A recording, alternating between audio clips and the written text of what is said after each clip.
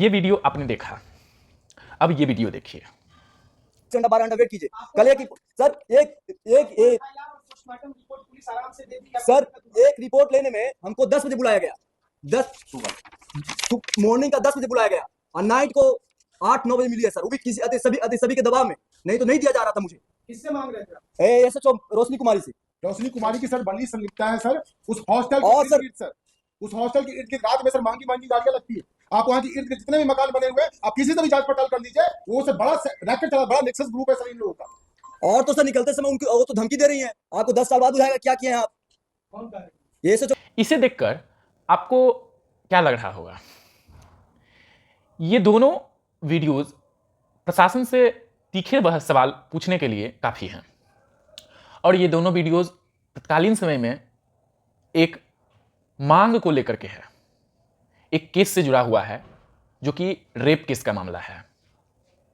जहानाबाद की एक छात्रा जो कि नीट की तैयारी पटना में रहकर करती थी, पिछले महीने उसकी डेड बॉडी हॉस्टल में पाया गया। उस समय जब प्रशासन से पूछा गया कि पूरा मामला क्या है, तो प्रशासन के द्वारा बताया गया कि यह मौत का मामला है, कोई साधारणतः मौत हुई है। लेकिन जब लोगों ने सवाल पूछना शुरू किया और ताबड़तोड़ इसका मांग बढ़ता गया, इसकी जांच की मांग बढ़ती गई, तो अब यह रेप केस कहा जा रहा है। पुलिस ने भी इसे एक्सेप्ट किया है और जो हॉस्टल के संचालक हैं उसको गिरफ्तार कर लिया है। मामले की जांच हो रही है। ये तो बात हुई। अब यह सवाल पूछने लायक है कि जो मैंने आपको शुरुआत में जो वीडियो दिखाया, जिसमें कि पुलिस जनता पर लाठी बरसा रही थी, जनता जांच की मांग कर रहे थे पटना के कारगिल चौक पर, और ऐसे अनेक प्रकार के मांग करने के दौरान प्रशासन के द्वारा जनता पर लाठियां चलाई जाती हैं। हमें यह नहीं समझ में आता है कि प्रशासन आखिर सोच क्या रही है। क्या प्रशासन को यह याद नहीं रहता है या वह यह भूल चुकी है कि वह प्रशासन इसीलिए है क्योंकि हम टैक्स पे कर रहे हैं? सांसद में कुछ दिन पहले जब राघव चड्डा सांसद ने यह सवाल उठाया कि हमारे द्वारा हमसे जो टैक्स लिया जाता है वह तो अमेरिका और अनेक प्रकार के विकसित देशों के बराबर लिया जाता है और हमें सुविधाएं जो मिलती है वह एक बद से बदतर, ना हमारी रक्षा होती है, हंसने से लेकर रोने तक, ट्रेवलिंग से लेकर सब कुछ तक टैक्स लिया जाता है हमसे। लेकिन क्या हमको टैक्स के अनुसार सुविधाएं मिल रही है? अमूमन खास करके बिहार जैसे राज्य में इधर से तो और ज्यादा देखा रहा है कि किसी भी प्रकार का आंदोलन अगर होता है, किसी भी प्रकार का छात्रों के द्वारा मांग किया जाता है, चाहे वो नीट से रिलेटेड कुछ दिन पहले ही छात्र का मतलब कुछ 2 साल पहले ही हुआ था, यह एक मामला था कि क्वेश्चन लीक का, उसमें भी लाठीचार्ज किया गया था। कुछ एक और क्वेश्चन पेपर गवर्नमेंट एग्जाम का था, उसमें भी लाठीचार्ज किया गया था। कुछ दिन पहले कुछ पिछले साल ही टीचर्स के द्वारा एसएससी एग्जाम को लेकर के मांग था, उसमें भी लाठीचार्ज हुआ था। और तो और हम तो इतना भी मतलब हमारी सरकार मतलब निकम्मी हो गई है, यही सोचिए कि इस देश में साइंटिस्ट को भी जो है जेल पहुंचाया जा रहा है और देशद्रोही बोल करके जेल पहुंचाया जा रहा है। कुछ दिनों पहले मैंने देखा था एक वीडियो जिसमें बोला जाता था कि पिछली सरकार जो थी, कांग्रेस की सरकार, वो भी ये कार्य करती थी। ठीक है, बहुत अच्छी। अगर वो ये कार्य करते थे तो उनसे उब करके आपको सरकार, इस देश की जनता ने चुनी है और आप भी यही कार्य कर रहे हैं, तो आप में और उनमें अंतर क्या रह गया है? आपसे भी अगर यही मतलब आप में भी अगर सरकार, आप भी वैसे ही होंगे, तो इस देश की जनता उम्मीद कहां लगाएगी?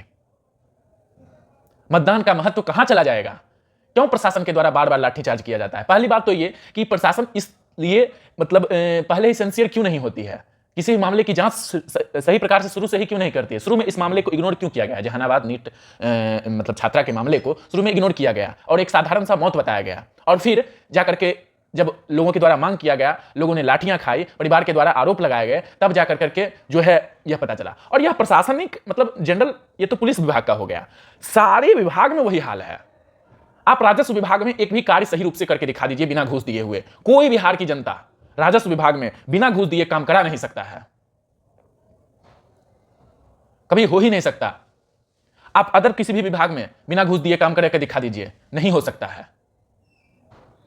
और इसमें सबसे बड़ी बात यह है कि अभी जो मैं देखता हूं कि लोग इसे एप्रिसिएट करने के लिए भी कितना तैयार हो जाते हैं। मैं यह देख रहा हूं कि अगर जो विपक्ष का कोई नेता यह कार्य करता है या विपक्ष यह कार्य करता है, तो उसके पीछे लोग पड़ जाते हैं और पक्ष के मामले में लोग चुप्पी हो साध लेते हैं। मैं यह देखता हूं, कोई पक्ष और विपक्ष हमारा नहीं है, वह सिर्फ उसको हमने पक्ष या विपक्ष बनाया है, उससे सवाल पूछना हमारा कार्य है और लोगों से यह रिक्वेस्ट हुआ कि वो सवाल पूछे, तभी हमें न्याय मिलेगा। नहीं तो ऐसे ही प्रशासन के द्वारा और अदर विभाग के द्वारा, किसी भी सिविल सर्वेंट्स के द्वारा हमें लाठियां मिलेगी। और यह देश ऐसे ही खोखले लोगों से भरा हुआ है। नेताओं को तो हम गालियां देते हैं और नेता भी निकम्मी है कहीं ना कहीं, लेकिन उसके साथ साथ प्रशासन भी यही कार्य करती है, जो कि यह शपथ लेकर के आती है। इंटरव्यू में जब उससे सवाल पूछा जाता है कि आप क्या करोगे यह बनकर करके, तो वो बोलती है कि हम देश का विकास करेंगे। वो पढ़ लिख करके आती है, मेहनत करके आती है, स्ट्रगल करके आती है और वह यह कार्य करती है। सोचिए क्या हमारे देश की स्थिति है। आरटीआई से लेकर करके पुलिस प्रशासन तक सब लुटेरे के लुटेरे भरे हुए हैं। पता नहीं इस देश की जनता, आम लोग का क्या होगा। शायद अब जीना दुश्वार हो चुका है। चलिए तो फिर अब आपको मैं अगले वीडियो में मिलूंगा। बहुत बहुत धन्यवाद।